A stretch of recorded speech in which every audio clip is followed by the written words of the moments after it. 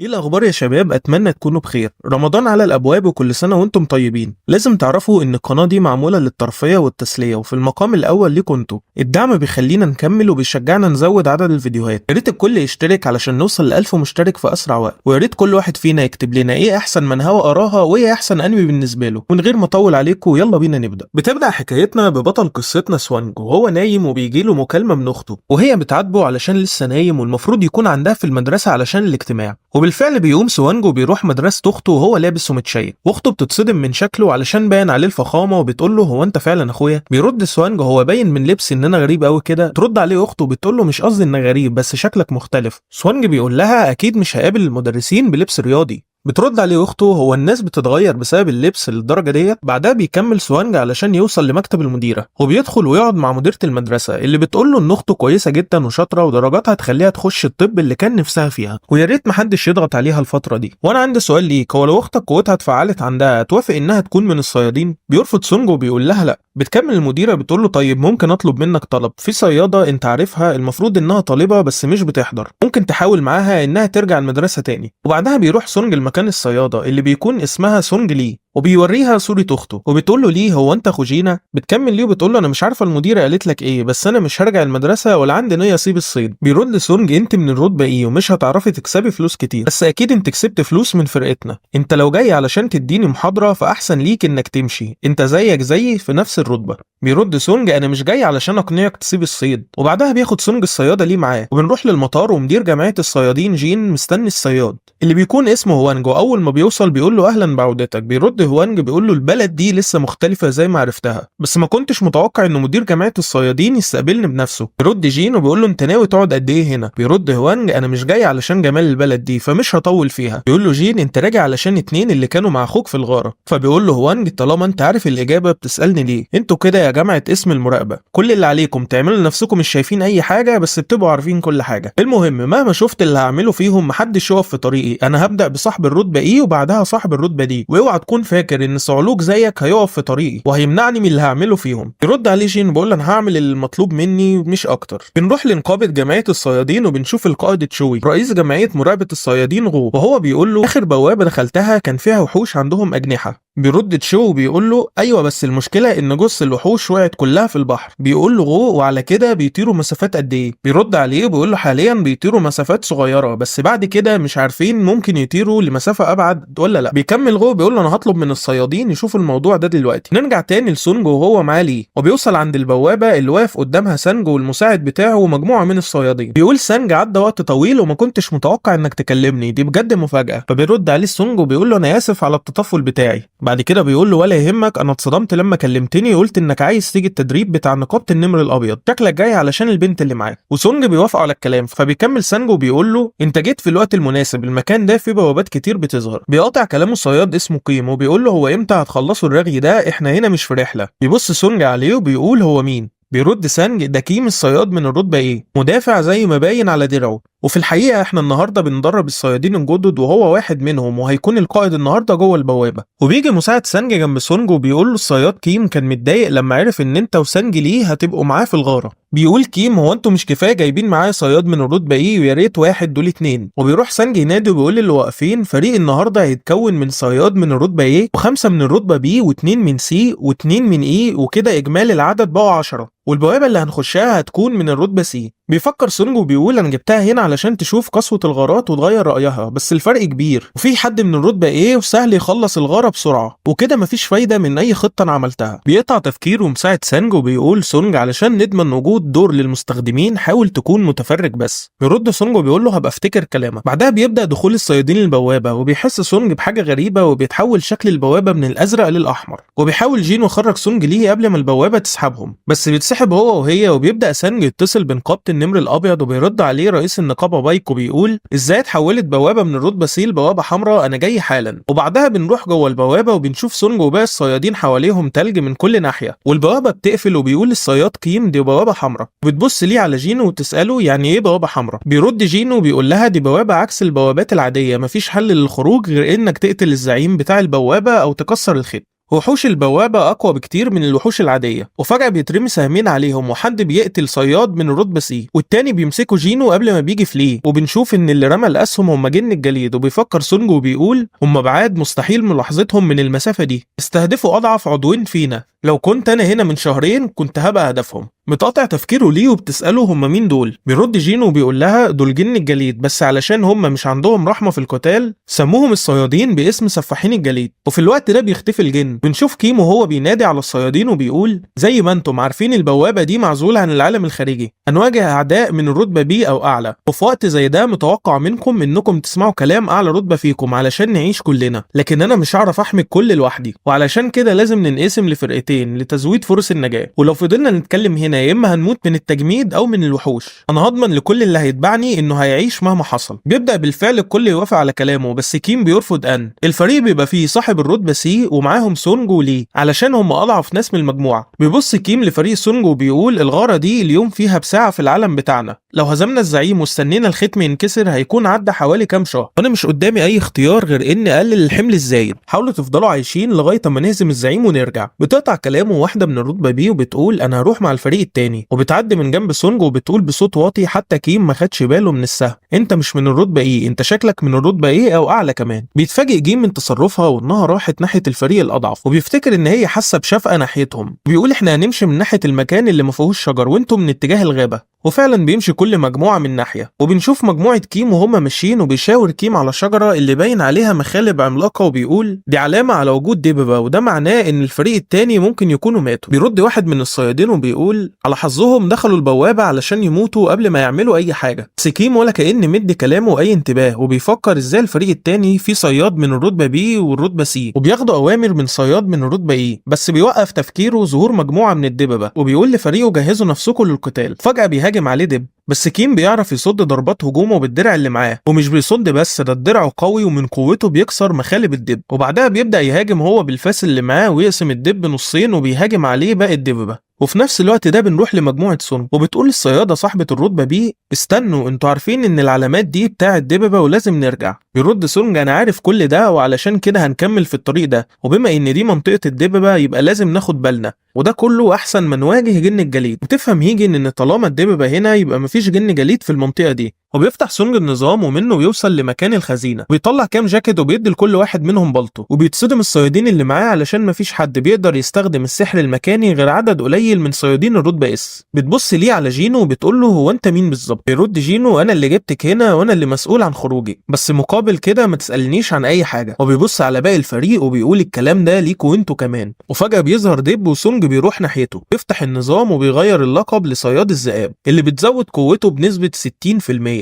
وبعدها بنروح بره البوابه وبنشوف الرئيس بايك وصل البوابه، بيحاول يفتح البوابه بس مفيش اي فايده، وبيقول البوابه مقفوله ومفيش اي حل لازم نعتمد على الصيادين اللي جوه. بيرد سانج هو في صياد جوه مش في النقابه اسمه سونج، ويرد عليه بايك بيقول له هو ايه رتبته؟ بيرد سانج رتبته ايه بس شك ان هو حكى له ايقاظ. في نفس الوقت ده بيوصل مدير جمعيه الصيادين، والصياد هو وانج اللي بنعرف ان هو كان بيتكلم عن سونج في المطار وعلشان كده جه عند البوابه، وبيقول هو وانج بسخريه زعيم نقابه النمر الابيض موجود هنا بنفسه، هي البوابه دي من الرتبه ايه؟ بيرد بايك انت ايه اللي جابك في منطقتي؟ هو انت مش كنت في امريكا؟ بيقول له هوانج هي منطقتك بس ممكن اعرف هو ايه اللي جاب صياد من الرتبه ايه معاكم هنا في نقابه النمر الابيض؟ انا جاي الطريق ده كله علشان الصياد سونج وفي الاخر الاقيه محبوس في بوابه حمراء وهيموت جواها كمان. وبنرجع تاني لسونج اللي بيكون قتل كل الدببه ومستغرب من النقط الكتير اللي بيلاقيها جوه الدببه بسبب البوابه الحمراء، وبنشوف ان الفريق كله مصدوم من سونج. وبيعدي مده وبنلاقي فريق سونج وهم عاملين مخيم وبيشوا لحمه الدببه، وبيقول الصياد صاحب الرتبه سي ما بقاش نتعرض لهجوم، ممكن يكون سونج قتل كل الدببه. بترد هيجن لسه في منهم مستخبي في الكهوف لازم ناخد بالنا. بتقطع كلامها ليو بتقول انا مش عارفه سونج ازاي بعد ما قتل الدببه دي كلها رايح يتدرب. بنروح بعدها لجينو وهو قاعد قدام الكهف وبيطلع منه مجموعه من الدببه، وبيبص جينو ليهم ويقول تقريبا عدد متساوي، وفجاه بيطلع عدد كبير من الظلال وبيأمرهم يهجموا على الدببه، وبنعرف ان دي اول مهمه يستعمل فيها الظلال، ويهجم عليهم جيش الظلال وبيقتل الدببه، كل ما يموت ظل يرجع يتجدد تاني بسرعه.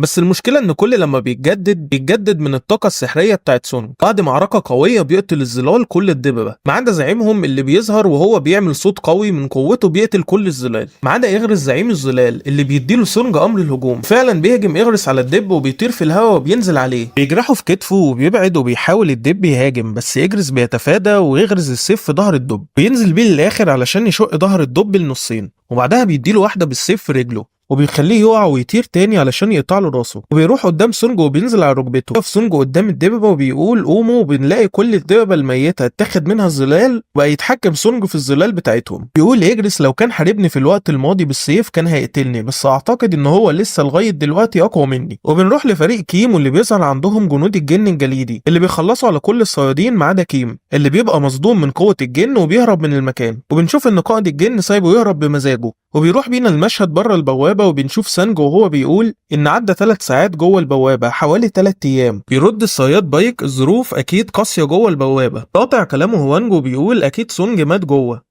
وبيلف على ظهره علشان يمشي وبيقول هو اللي اسمه سونج ده مش عضو في نقابة النمر الأبيض صح؟ طالما كده يبقى ليه دخل البوابة؟ بيرد سانج هو شخص من معارفي وكان عايز يشوف غارة من المستوى سي فجالي. بيرد هوانج وبيقول علشان كده هو موجود هنا تمام. وفجأة بيلف وبيهاجم سانج وبيمسكه من رقبته وبيرفعه وبيقول له انت فاكرني غبي وهصدق الموضوع ده؟ انت ياما اكتشفت حاجات مثيرة للاهتمام. بيدخل بايك وبيمسك ايده وبيقول له ابعد ايدك عنه. بيرد عليه هوانج وبيقول له انت بتأمرني؟ انت فاكر نفسك ايه؟ انت مالكش اي قيمه في البلد دي. بيقول له بايك انت بتقول ايه وبيطلع منه طاقه هو وهوانج وبيقول سانج لازم نوقفهم قبل ما المكان يتدمر. وبالفعل الاتنين بيجمعوا طاقتهم وبيبداوا الهجوم على بعض. يرجع بينا المشهد عند كيم وبيفكر مع نفسه وبيقول لو كان معانا معدات ما كانش حصل كل ده. وبيوصل لمكان الدببه اللي سانج قتلها وبيتصدم وبيقول علشان كده مفيش دببه هجمتنا تاني. معقول يكون فريق سونج وهو اللي عمل كده؟ لا مستحيل يكونوا هو. يروح بينا المشهد لبره البوابه وبنشوف ان الصياد جين واقف بين هوانج وبايك ولحق الهجوم بتاعهم على بعض وبيقول بسبب ان انتم سيطرتم على قوتكم دراعاتي ما اتكسرتش. ويبص له هوانج وبيكمل كلامه ويقول له انا مش عارف ايه السبب اللي مخليك متعصب. انا من شهرين ايمت سانج وبالفعل كان قوته من الرتبه ايه. هو مش سبب موت اخوك وسبب موت اخوك هو قتاله مع الوحوش في الغاره. بيرد هوانج وبيقول له دي القصه اللي عارفينها بس باين ان مش هي دي الحقيقه. اكيد القاتل الحقيقي هو الولد من شركه يوجين للانشاء. بيرد جين وبيقول له طيب ليه حاطط سونج في دماغك؟ بيرد عليه هوانج وبيقول له هو لغايه دلوقتي مش واضح ده عذر علشان اقتل حد. وبعدها بتوصل رساله لهوانج من امريكا وبيكمل كلامه وبيقول انت فعلا محظوظ يا سونج وبياخد بعضه وبيمشي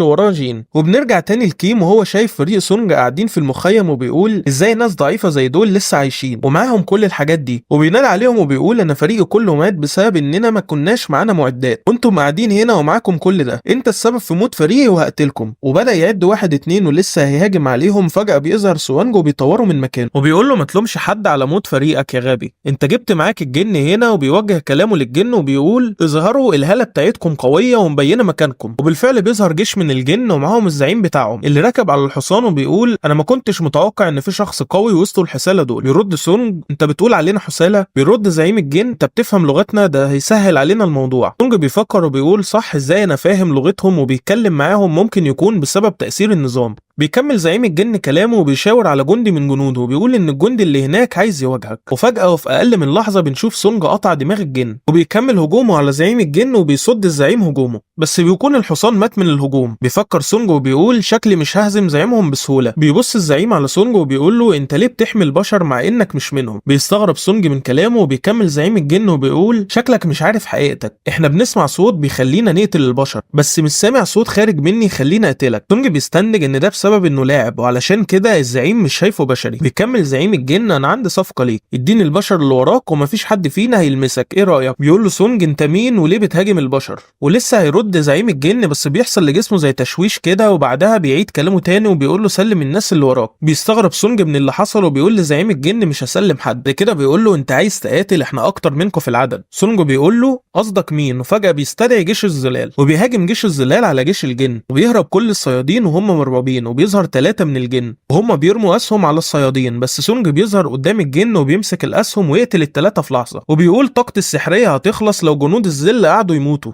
وبيقول انا حتى لو قتلت انا وإجرس الزعيم مش هقدر عليه لوحدي. انا محتاج قوه تاني معايا. وبنشوف زعيم الجن وهو قاعد يخلص على الظلال ووصل لسونج وبيقول له اسم باركا. بيبدأ الاتنين يهاجموا بعض وبيدوس زعيم الجن على سلاح سونج، بس سونج بيرجع السلاح جوه النظام وبيستدعيه تاني وبيروح لباركا علشان يهاجمه، بس بيديله بالرجل ويبعده عنه. وبيقول زعيم الجن انا من زمان ما استمتعتش بقتال زي ده، بس بيلاقي كرة كبيرة من النار نازلة فوقه واللي عمل كده ظلال الصحراء. وفي اللحظة دي بيفوق كيم وبيجري على سونج من ظهره وبيقول سونج وهو باصص لزعيم الجن انا كسبت وقت بسبب هجوم الظلال السحرية. بس بنشوف زعيم الجن وهو بيجري على سونج من جوه الدخان وبيقول هو ده اقصى حاجة يعرف يعملها ظلالك معايا، وبيهجم على سونج. وبكده سونج بقى بيتهاجم من ورا وقدام في نفس الوقت، وبيضطر يستدعي إجريس وبيخليه يضرب بسيفه في الارض علشان باروكا ما يكونش شايفه، ويلف يقتل كيم وفي لحظة يستدعي كيم على شكل ظل ويخليه يهاجم باركا، بس باركا بيبعده عنه. وبيبص سونج لظل كيم وبيقول له انت من النهارده اسمك ايرون، وبيطلع هالة من الايرون وبيهاجم تاني على باركا بس ما بيعرفش يصيبه باي خدش. وبيقول باركا لسونج ده مش كفايه علشان استمتع، قتلني انت والفارس اللي وراه. وفعلا بيهاجم عليه سونج وايجريس، بس باركا بيبقى خصم مش سهل وبيعرف يتفادى هجمات التلاتة، وبيبص لايروين ويهاجم عليه ويقول هموتك الاول، بس بيهاجم ايجريس على باركا من ظهره بس بيتفادى الضربه، وبيلاقي سونج بيهجم عليه وبيصيبه في كتفه وبيقول ازاي يتفادى ضربه قاتله في وضع زي ده. بيرد عليه وبيقول له انت مش شايف انك بتستخف بقوتي؟ بيقول له سونج انت قوي اكيد لكن بص على جنودك. بيبص على جنوده وبيلاقي ان كلهم ماتوا، وبيبص لسونج وبيقول له هو بيجري عليه جنوده مش هيبقى ليهم لازمه لو قتلتك. وبيرمي سونج سلاحه على باركا بس بيتفادى باركا وبيقول لسونج من الغباء انك ترمي سلاحك، بس بيرجع السلاح تاني في اتجاه باركا اللي بيصده في اخر لحظه. وبنشوف سونج وهو بيستدعي ايرون اللي بيظهر ورا باركا ويكتفه، وصحرة الظلال بيرمي عليهم نار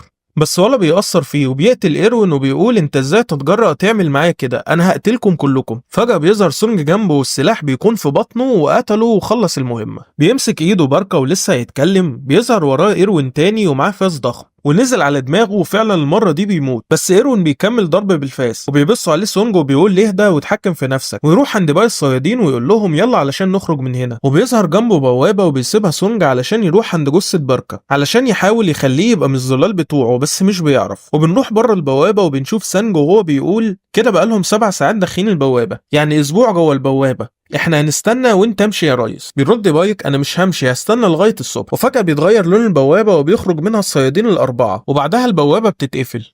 بيفكر بايك وبيقول هو فين باقي الصيادين وايه اللي حصل جوه، وبياخد سونج ليه وبيعدي من جنب بايك، بس بايك بيحط ايده على كتف سونج وبيقول له استنى انا عاوز اسالك كام سؤال. بيرد سونج انا تعبان دلوقتي يسال افراد نقاب، وبيحس بايك بتهديد من سونج وبيمسك سونج من كتفه جامد وباين عليه الغضب وبيقول له في حادثه زي دي ماتوا 6 صيادين من نقاب ومن مسؤوليتي اعرف ماتوا ازاي. بيرد عليه سوانج وبيقول له عندك حق لكن انا انقذت عضوين من نقابتك، مش دي مسؤوليتك برضه؟ بينزل بايك ايده وبيقول له انا اسف وبيمشي سوانج من المكان. وبيقول بايك لهيجن شكله غريب، بترد هيجن هو مزاجه اتغير بعد ما قتل الجن ووقف قدامه وقال له 3 كلمات. بيرد بايك لازم تخلي سوانج في نقابتنا ايا كان الثمن. نيل بينا المشهد لسونج بعد ما وصل ليه على البيت ورايح على بيته، وبيقول عدى هنا 7 ساعات وكل اللي كسبته من الغاره هو السلاح بتاع باركا. وبيوصل البيت وبيبقى متضايق علشان دي 3 مره يقتل بشري. تاني يوم بنشوف سونج وهو مع صاحبه وده الصياد اللي من شركة يوجين للإنشاء، وهم في طريقهم بيعدوا على لي وياخدوها من البيت. وبعدها بينتقل بينا المشهد لسونج وصاحبه وهم جوه الغارة وبيقتل سونج الوحوش. بيتصدم صاحبه علشان دي أول مرة يشوف الظلال اللي مع سونج، وبيقول لسونج طيب خليني حتى لم الموارد، وبيبقى حاسس إن ملوش لازمة وسط الجيش بتاع سونج. وبنروح لبوابة في أمريكا وبنلاقي شخص ضخم وبيطلع من كوريا وواقع حواليه ناس كتير، واحد منهم بيزحف وبيفتكر إن الضخم ده وحش وبيقول بخوف انت عاوز مني ايه؟ يرد عليه الضخم وبيقول له ما تخافش انا ما قتلتهمش، هما مغمى عليهم بس انا مش وحش، انا بس عاوز اخرج من هنا وارجع بلدي. بنروح لسونج وهو قاعد مع صاحبه في مطعم وبيبقى حاسس انه عبء على سونج وبيقول انا عندي اخ كبير بس ماليش اختلاط معاه وبعتبرك انت اخويا الاكبر. بيرد عليه سونج وبيقول له خلاص وانت من النهارده اخويا الصغير. وبنرجع بعدها للراجل الضخم وهو محبوس في زنزانه وبيقولوا انهم مش عارفين يتواصلوا معاه، وكل اللي فهموه منه ان هو بقاله 10 سنين محبوس في بوابه، واول لما خرج لقى نفسه في الولايات المتحده وعلشان كده بعتنا لهوانج علشان يتواصل معاه. وبيروح بينا المشهد لسونج وهو في بيته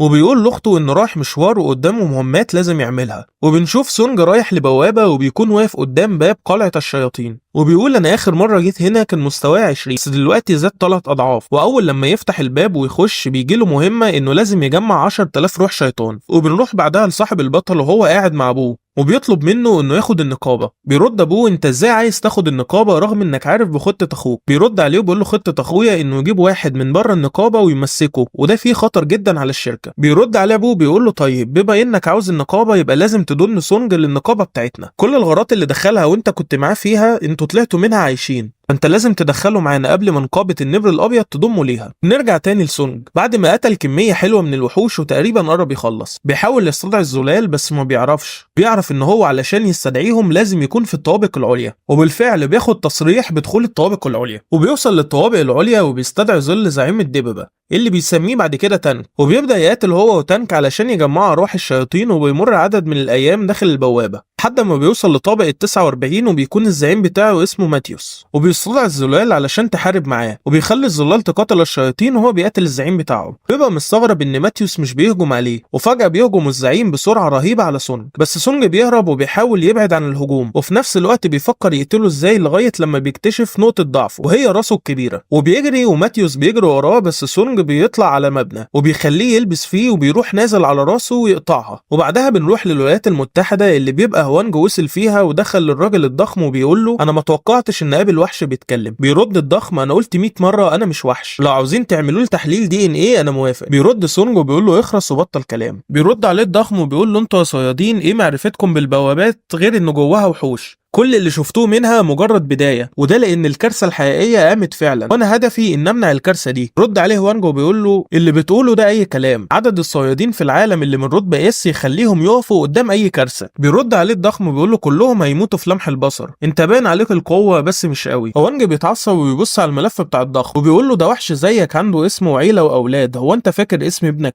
بيرد الضخم سوانج انا حاسس انك بتتكلم بنيه قتل على ابني. بيقوم هوانج وهو مطلع هاله قويه اللي اقدر اقوله ان ابنك ميت دلوقتي، ولو عاوز توصل حاجه ممكن تروح عنده توصلها بنفسك. وبنشوف ابو سونج وهو بيظهر عنده هاله قويه هو كمان. وبنرجع تاني لسونج وهو واقف فوق مكان وتحته وحش وبيقول له وحش خالد وباين عليه الخوف، ما كنتش اعرف ان الوحوش بتخاف بالطريقه دي، وبيروح نازل عليه وقتله. وبنرجع تاني للولايات المتحده وبنشوف ان ابو سونج دمر مبنى التحقيق كله، وغير كده دمر هوانج كمان في اقل من لحظه. وبنرجع تاني لسونج اللي ما بقاش معاه اي موارد ووصل للطابق 75 وبيبقى ناقص 25 دور على النهايه، وبيقول واضح ان الطريق لسه طويله بس انا جمعت حاجات كتير واهم حاجه هي كره الجشع اللي ينفع انقلها للصحراء وقوتهم تزيد. وبيفتح صندوق الجواز العشوائي وبيجيله مفتاح جديد وبيبقى مش عارف هيستخدمه في ايه. وبنعرف ان في الطابق ال50 جمع قطعه من شجره العالم، وفي ال75 جمع مياه غابه الصدى، وبكده يبقى ناقص عنصر واحد علشان يعمل اكسير الحياه لامه. وبنلاقي سونج بعدها بيفكر مع نفسه ان هو لازم يعلي المستوى اكتر، وعلشان كده لازم يعمل اختبار القدرات، وساعتها هيعرف يخش بوابات برتب اعلى، وبكده العالم هيعرف رتبته الحقيقيه. وفعلا بيروح سونج المكان الاختبار، وبنشوف ان في ناس لمستكشفين الصيادين علشان لو لقوا صياد قوي.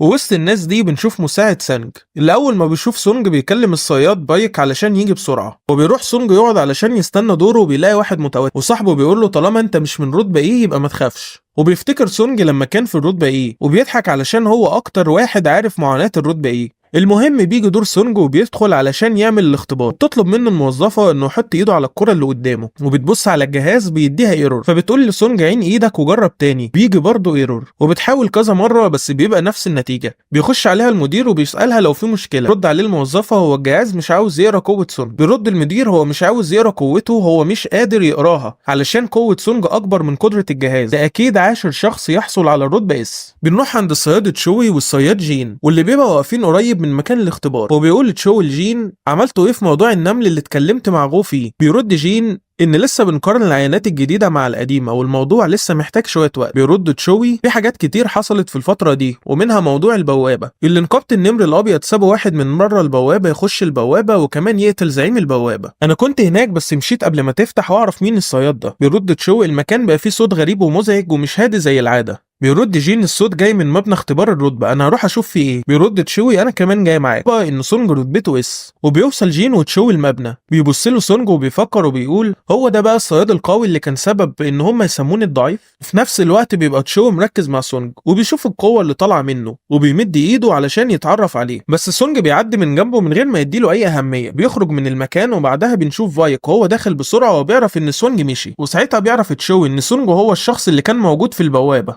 المستشفى اللي ام سونج محجوزه فيها، وبعد ما سونج زارها وطلع من الغرفه بتاعتها بيكون مستنيه بره جين وبيقول له انت خليت ناخد بالي ان اعمى، مهمه فريقنا مراقبه الصيادين، انا كنت واثق في حكمي على الناس. بيرد عليه سونج وبيقول له هو حتى انا متراقب؟ بيرد عليه جين احنا مش بنراقبك كمشتبه فيه، احنا بنراقب سلوك الصيادين. بيقول له حتى احنا امام الصيادين من الرتبه اس لا حول لينا ولا قوه، يا ريت لو تستنى علشان في حد عايز يقابلك. وبيخرج له هو بيعرفه على نفسه وانه رئيس جمعيه الصيادين، وبيروحوا المكتب بتاعه وبيقول له مبروك عليك الرتبه اس، ومش لازم تروح تاني علشان في اللحظه دي اللي فشل فيها الجهاز انت رسميا بقيت من الرتبه اس، ورتبنا لك ميعاد للتقديم تاني علشان ندي نفسنا وقت، وان احنا عاوزين نقابلك قبل جميع النقابات التانية. بس مع الاسف ورغم ان الجمعيه كبيره مش فيها صيادين اقوياء كتير، اغلب الصيادين اللي رتبتها عاليه بتروح للنقابات الضخمه، وكل ده بسبب الفلوس. مدير قسم المراقبه جين من اقوى جمعيه، بس في الاخر رتبته ايه؟ وانا دلوقتي هخش في صلب الموضوع، انضم لينا بعد اذنك وهخليك في اعلى المناصب. بيرد سينج وهو مصدوم ليه عاوز تعمل كده؟ بيرد عليه غو بيقول له دلوقتي بقى الحكومه ملهاش لازمه،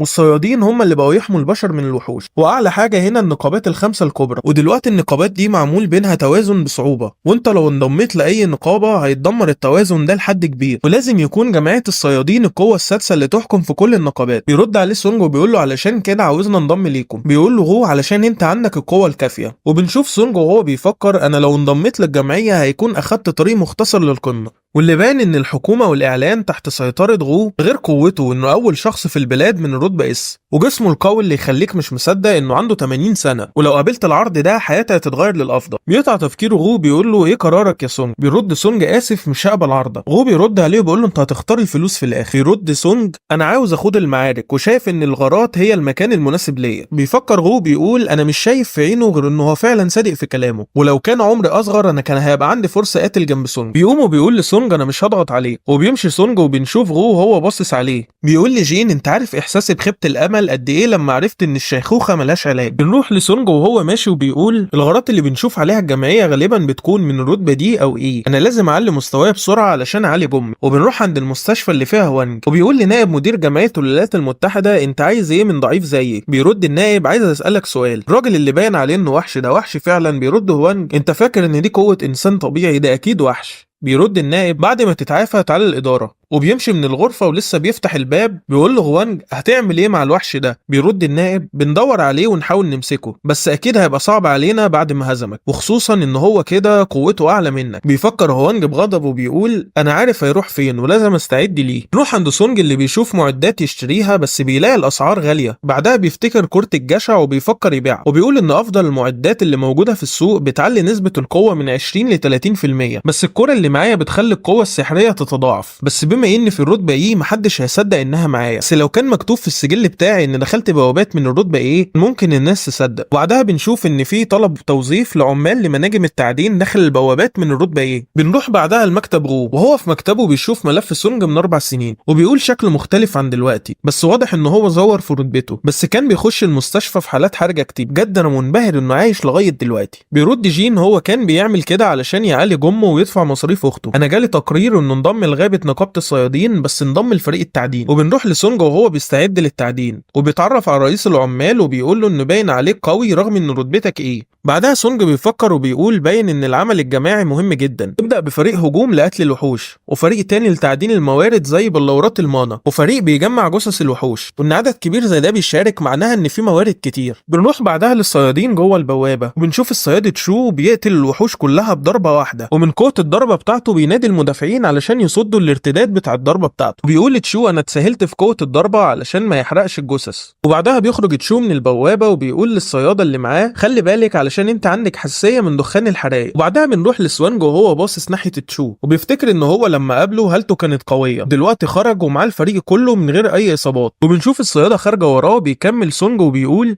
نائبة رئيس نقابة الصيادين وتاسع واحدة تاخد الرتبة اس واسمها تشي. وبعدها بتبص تشي في اتجاه سونج وبتقول ان في هالة غريبة طلعت من المكان ده، انا افتكرت ان الرئيس غو جه هنا لكن الهالة اختفت وملهاش اي اثر، وواضح ان انا كنت غلطانة. بعدها بيخش فريق التعدين البوابة وبيكونوا منبهرين من قوة سونج، وبيجي وقت الغداء بس سونج بيقول انا هخلص اللي قدامي وحصلكم. واول لما يبقى لوحده بيسيب اللي في ايده وبيجري يبص على غرفة الزعيم، وبيقول واضح ان الزعيم ده قوته اكبر من ميتوس، وطبيعي ان هالتي تخليني ابقى عايز اقتله، بس لو عملت كده وقتلت الزعيم البوابة هتقفل ونقابة الصيادين هتخسر ثروة كبيرة. وبيستعد وبيقول مفيش مشكلة لو عملت فحص صغير. وفجأة بتيجي من وراه الصيادة تشي وبتقول له انت بتعمل ايه هنا؟ وبس كده، مادام وصلت لغاية هنا فياريت تصلي على النبي وسلام.